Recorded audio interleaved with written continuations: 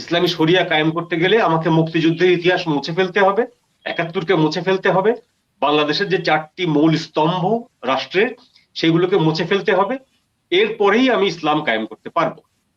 তো সেটি যদি তিনি আগাম বলে দেন তাহলে কোনো ভোটার তাকে ভোট দেবেন। সেই জন্য সেই জিনিসটিকে তারা হাইড আউট করে তারা গণতন্ত্রের কথা বলছে। গণতন্ত্রের কথা বলার কারণে আমেরিকার মতো দেশ তাদেরকে সমর্থন করছে। মঞ্জুরুল হক, আপনি আপনি তো এর আল জাজিরাতে ডাক্তার শফিকুর রহমানের সাক্ষাৎকারটি শুনেছেন। ব্যতিক্রম কি পেয়েছে, উনি নতুন কি বললেন যে একেবারে সবার মাথার মধ্যে বোধহয় যেন আকাশ ভেঙে পড়েছে? তারা কি ভিন্ন কিছু প্রত্যাশা করেছিল নাকি? ধন্যবাদ।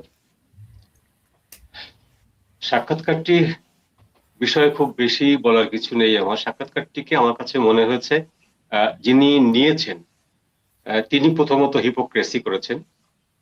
সেটি হলো যে শ্রীনিবাসন জৈন ভদ্রলোককে তো আমরা আগে থেকে চিনি, তার 15 বছর 20 বছরের ডোসিয়ার আমাদের মোটামুটি জানা আছে যে উনি কোন জায়গা থেকে কোন জায়গায় গিয়েছেন, কি কি করেছেন, ভ্যালুসটা কি, কি কি মূল্যবোধ উনি ধারণ করেন, সবকিছু মোটামুটি আমরা জানি।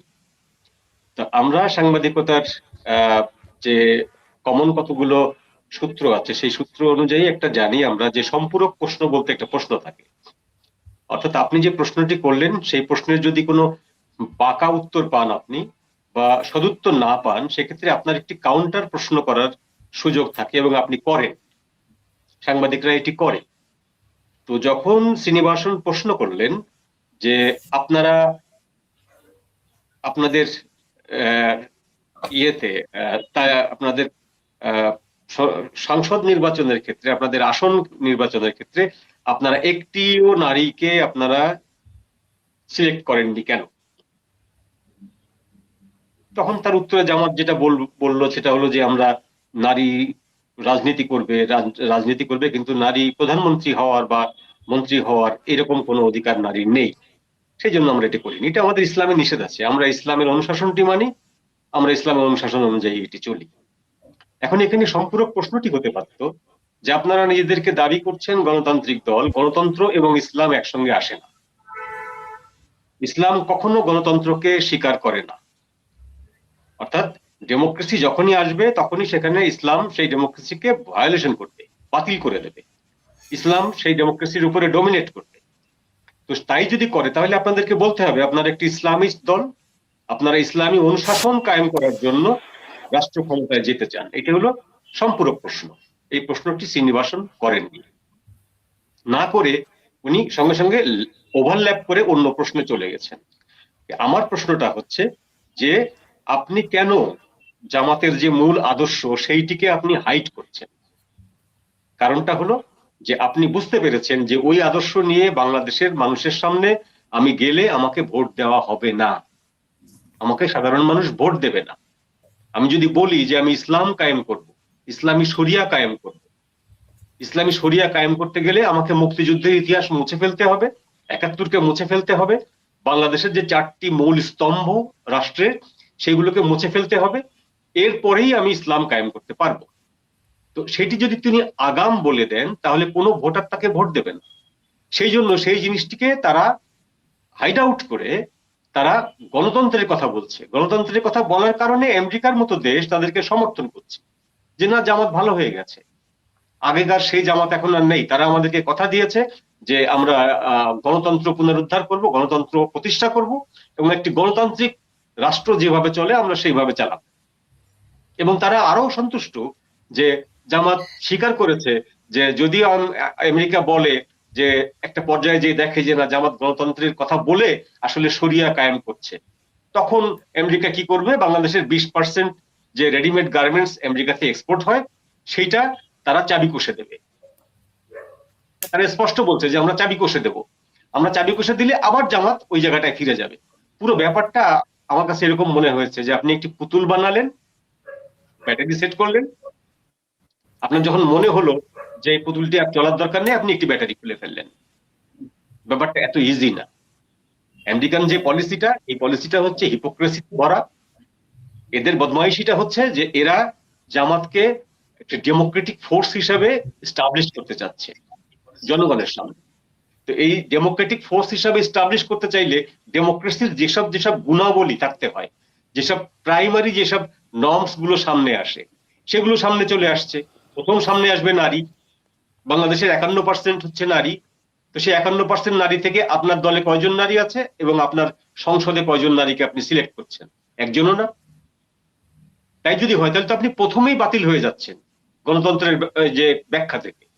তো সেই জায়গাটায় আমেরিকা কি করছে, তাদেরকে গণতন্ত্রের ব্যাখ্যা থেকে বাতিল যেন না হয় সেই জন্য বলছে তারা আরো সাবমিসিভ হয়েছে, তারা আরো লয়াল হয়েছে, তারা আরো মিতভাষী হয়েছে, তারা কথা শুনছে, তারা আমাদেরকে কথা দিয়েছে। তো এই যে ভণ্ডামিটা, মার্কিন যুক্তরাষ্ট্রের এই ভণ্ডামিটা আমাদের চোখের সামনে ভেসে উঠেছে। কিছু করার নেই এখন, কারণ এখন তো দেশ চালাচ্ছে মোহাম্মদ ইউনূস এবং মার্কিন যুক্তরাষ্ট্র। মোহাম্মদ ইউনূস সবসময় চালাচ্ছিল না। মার্কিন যুক্তরাষ্ট্রের কিছু আপনার চাপরাশি কিরানি তারাও দেশ চালাচ্ছে, দূতাবাসের কিছু চাপরাশি কিরানিও দেশ চালাচ্ছে। তো তারা পলিসি দিচ্ছে, তাদের কোন কোন জায়গায় তারা কি কি নেবে সেসব পলিসি দিচ্ছে। তো সেই জায়গাটায় যারা অবাক হচ্ছেন তারা আসলে আকাশ থেকে পড়ে অবাক হচ্ছেন, অবাক হওয়ার ভান করছেন। অবাক হওয়ার কিছু নেই। জামাত শুধু না, যতগুলো ইসলামিস্ট দল আছে, ইসলামিস্ট দলগুলো সবগুলোর একই ধরনের আদর্শ। সেই আদর্শটি হচ্ছে নারী বর্জিত।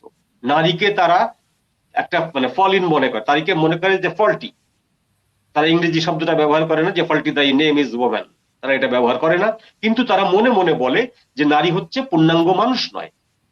যে মানুষটা মাসে 30 দিন নামাজ পড়তে পারে না, 25 দিন নামাজ পড়তে পারে, বাকি 5 দিন পিরিয়ডের কারণে তার নামাজ পড়া নিষিদ্ধ, তার ইমামতি করা নিষিদ্ধ, তার মসজিদে ঢোকা নিষিদ্ধ, তার আল্লাহ বিল্লাহ করা নিষিদ্ধ ওই 5টি দিন। হয়রাজ ওই 5 দিনের যে কেমিস্ট্রি, সেই কেমিস্ট্রিতেই থেকেই কিন্তু এই ধরনের মোল্লাদের জন্ম, আমাদের মতো মানুষের জন্ম। আমরা যারা জন্ম নিয়েছি, আমরা এবং মোল্লারা এরা তো কেউ আলাদা না। তো আমাদের জন্মটা হচ্ছে ওই 5 দিনের কেমিস্ট্রি থেকে। তো সেই 5 দিনের কেমিস্ট্রি থেকে আমরা স্বীকার করছি, তারা স্বীকার করছে না। তো এই জিনিসটা আপনি গ্রামে গ্রামে লোকদেরকে বোঝাতে পারবেন না, গ্রামে গঞ্জে মানুষকে বোঝাতে পারবেন না যে প্রবলেমটা এই জায়গাটায়। সেই কারণে আপনি দেখবেন যে গ্রামে বা বিভিন্ন জায়গাতে, শহরে, পাড়া মহল্লায় জামাতের হয়ে নারীরা নামছে। আপনি নারীকে প্রশ্ন করুন যে একটা পুরুষ না হয় সে নেকি করলে, সে সোয়াব কামাইলে, সারা পৃথিবীতে সারাটা জীবন ধরে সে যদি আল্লাহর কাজ করে তাহলে সে 72টা হুর পাবে। What is your turn? তুমি সেটা কি পাবা? শ্রমিকে পাবে। তুমি কি পাবা? সে জানে যে সে কিছুই পাবে না। সে জানে যে সে কিছুই পাবে না। সে জানে যে সে 30 দিন ইবাদত করলে তার 5 দিন সেখান থেকে কাটা যাবে। 25 দিনের ইবাদত কাউন্ট হবে, 5 দিনেরটা কাউন্ট হবে না। তারপরেও কিন্তু সে জামাত করছে, সে হেফাজত করছে, সে চরমোনাই করছে। এখন সেটাকে তারা গণতন্ত্রের লেবাসে করছে নাকি আল্লাহর রাস্তায় যাব সেই জন্যই করছে, সেটা তার যা খুশি সে করতে পারে। সে আল্লাহর রাস্তায় যে একটা দলের একেবারে দাসীবান্দি হয়ে যেতে পারে, কোনো সমস্যা নেই। সমস্যাটা হচ্ছে যে সেই দলটিকে বা সেই কার্যকলাপকে যখন গণতন্ত্রের মোড়ক পরানো হয়, গণতন্ত্রের চশমা পরানো হয়, আমাদের আপত্তির জায়গাটা হচ্ছে এই জায়গাটায় যে এইটাকে, এই দলগুলোকে গণতন্ত্রের চশমা পরাবেন না। এরা গণতান্ত্রিক না, কোনোদিন হতেও পারবে না, কোনোভাবেও সম্ভব না। এরা যদি ইসলামিস্ট হয় ঠিক আছে, ইসলামিস্ট, তারা ক্ষমতা আছে, তারা ক্ষমতায় বলে তারা ক্ষমতায় চলে যাবে, দেশে ইসলামী শাসন কায়েম করবে। So what? আফগানিস্তানে হচ্ছে না, ইরানে হয়নি, হচ্ছে, আমাদের এখানেও হবে। তারা যদি ভোটে যেতে, তারা যদি গিরিঙ্গিবাজি করে যেতে, তারা যদি ভোটে যদি প্ল্যান করে একটা ভোটকে ম্যানিপুলেট করে যেতে, জিতুক, কোনো সমস্যা নেই। কিন্তু স্পষ্ট করে বলতে হবে যে আমরা গণতন্ত্র বিশ্বাস করি না, আমরা ইসলামী তন্ত্র বিশ্বাস করি এবং ইসলামে গণতন্ত্রের কোনো ঠাঁই নাই, আমরা ইসলামী শাসন কায়েম করব। এই সত্য কথাটি জনগণের সামনে স্পষ্ট করে বলতে হবে। ধন্যবাদ। আমি বিভিন্ন জায়গায় শুনছি তারা প্রকাশ্য মানুষের কাছে এই কথা না বললেও তাদের যে সমস্ত ফোরাম আছে, অন্যান্য যে ইসলামিক দলগুলো রয়েছে তাদের সঙ্গে আপনারা জানেন জোটবদ্ধ তারা আছে একটি দুটি বাদে, তাদেরকে তারা বলছে ক্ষমতায় গেলে তারা ইসলামিক খিলাফত প্রতিষ্ঠা করবে। এটি কিন্তু তারা তাদের ওই জায়গাগুলোতে মানে ওই ফোরামগুলোতে বলছে।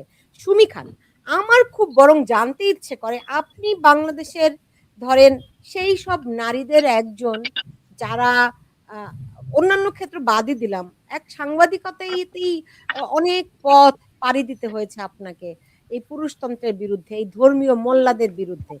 আজকে এত বছর পরে এসে এই ডাক্তার শফিকুররা কোথায় এত সাহস পায় যে তারা বলতে পারে, প্রকাশ্য বলতে পারে যে তারা নারীর নেতৃত্ব মানে না, তারা নারীদের ক্ষমতায় দেখতে চায় না, উপরন্তু উপরন্তু তারা মাতৃত্বকে সামনে এনে নারীর যে ক্ষমতা বলয়, নারীর যে সম্ভাবনাগুলোকে ঢেকে দিতে চায়।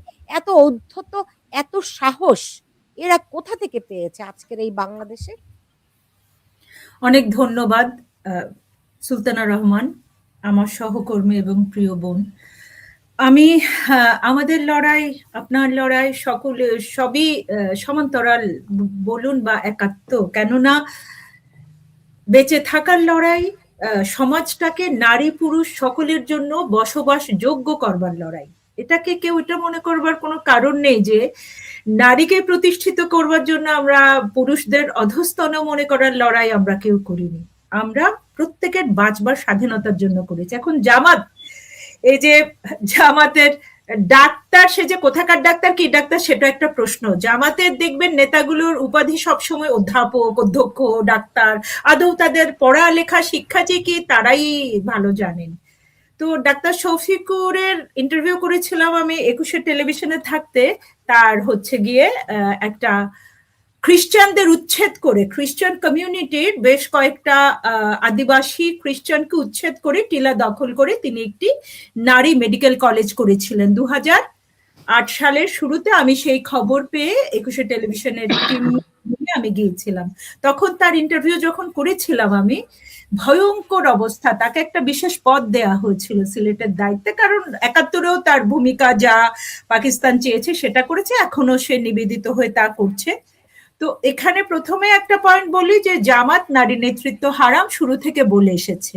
যে জামাত গণধর্ষণ করেছে 71 সালে গনিমতের মাল বলে, যারা নারীদেরকে গনিমতের মাল বলে হিন্দু, মুসলিম, বৌদ্ধ, খ্রিস্টান নির্বিশেষে শিশু থেকে প্রবীণা কাউকে কিন্তু বাদ দেয়নি।